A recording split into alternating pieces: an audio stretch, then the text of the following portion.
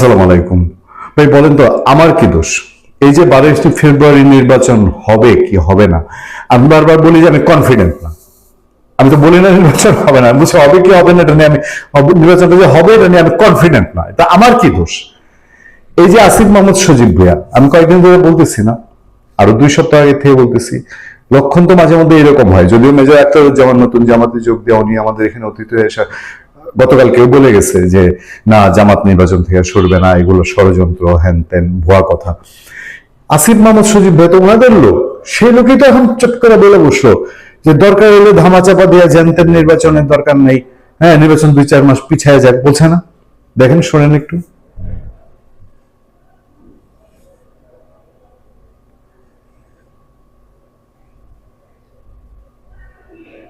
আচ্ছা, তারা বললে দোষ নেই। এরপরে যান দেখি এবার ইলেকশন কমিশনের দিকে, ছাত্রদল গিয়ে পাহারা দিছে। কেন পাহারা দিছে? ছাত্রদল গিয়ে ওখানে অবস্থান নিয়েছিল, হঠাৎ করে বিএনপি তো প্রতিনিয়ত প্রেস রিলিজ দিয়ে সাংবাদিকদের কর্মসূচি জানায়, আমরা তো দেখি, আমরা নজর রাখি প্রতিনিয়ত বিএনপির কি কর্মসূচি, বিএনপি চেয়ারম্যান তারেক রহমানের কি কর্মসূচি। তো কোথাও তো ওই ছাত্র দলের আটকা গিয়ে এই অবস্থান করার মতন এত লক্ষণ বা এটা নিয়ে হাই প্রোফাইল কোনো, এটা এটা কি কোনো কারণ ছাড়া একটা প্রেশার তৈরি করা না, একটা চাপ তৈরি করা? চাপটা কি? এত 2 দিন পরে টান দিবে তারেক রহমানের নাগরিকত্ব নিয়ে। তারা তো অলরেডি শুরু করছে, তারেক রহমান লন্ডন আর বাংলাদেশ নাগরিক, দ্বৈত নাগরিক নিয়ে এই মুখেও তারেক রহমানের নাম নেয় না, কিন্তু আমরা তো বুঝি। আচ্ছা, এই গেল কাজ। এরপরে আরো আসে না কাণ্ড কারখানা। জামাতের আমির গিয়া প্রধান উপদেষ্টারে কয় তারেক রহমান এত কেন সিকিউরিটি দিতেছে না, এত কেন প্রোটোকল দিতেছে না, আজকে দেখা করে বলে আসছে। এইগুলো বিএনপি মহাসচিব গিয়া বলছে এই সির ভিতরে, ওই যে শস্যের ভিতরে ভদ্রিকা বসে আছে, এটার ভিতরে আছে কিছু কর্মকর্তা আছে, এরা জামাতি। কথাটার মিনিংটা তাই, জামাতের লোকজন ঘাটিগেরা আছে। পোস্টাল ব্যালট নিয়ে বিএনপির লোকজনই বলতেছে এটা দিয়া বিএনপির শেষ আঘাতটা করবে, এদের ঘায়ল করে ফেলবে।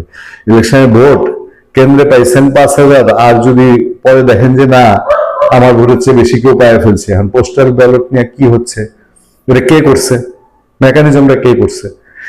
কিছু তো কিছু ঘটতেছে ভেতরে। তা আমরা এই সব কিছু মিলাই, তারপরে আরো কি মিলাই? আরো মিলাই রে ভাই, আওয়ামী লীগ আপনাদের রেখা ভোট করছিল, আমরাই সবচেয়ে আগে সে সময় বলছি যে এটা হজম করা কঠিন, এটা পারবে না, এটা অবস্থা, এটা ভালো না, জিনিসটা ঠিক হইতেছে না। এখন আপনারা আওয়ামী লীগ রেখা নির্বাচন করতেছেন, এটা আপনাদের জন্য ভালো হইতেছে না, আপনাদের জন্য ভালো হইতেছে না।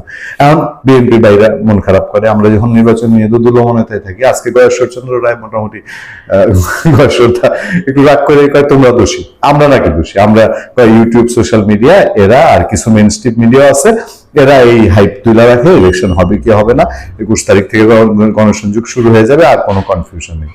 ভাই কনফিউশন নাই দাদা, আমি তর্ক বেশি একটা করি নাই, আমি বুঝতে চাইছি কনফিউশন নাই, কিন্তু দেশে যে দেখেন এই দিক দিয়ে মরে, ওই দিক দিয়ে মরে, এত এত অবৈধ অস্ত্র। আজকে আবার স্বরাষ্ট্র উপদেষ্টা কি বলছে জানেন? ওই অস্ত্রপাতি নাকি সব খাল বিলে ফেলা দিছে, এই জন্য এসব অস্ত্র উদ্ধার হয় না। মানে আমি হাসমো না কানমো এই কথা শুই না, আমার আর ভালো লাগলো না। কারণ আমি গোয়েন্দা সংস্থার লোক না, আমার ধরলে তো আবার আমার কয় কিনা যে তুমি কি সব জানো, কই আছে অস্ত্র, আমি তো জানি না। কিন্তু বাইরে এই জায়গাটা তো কাজ করে, আমাদের সবারই তো হাঁটুর নিচে যায় না এরা।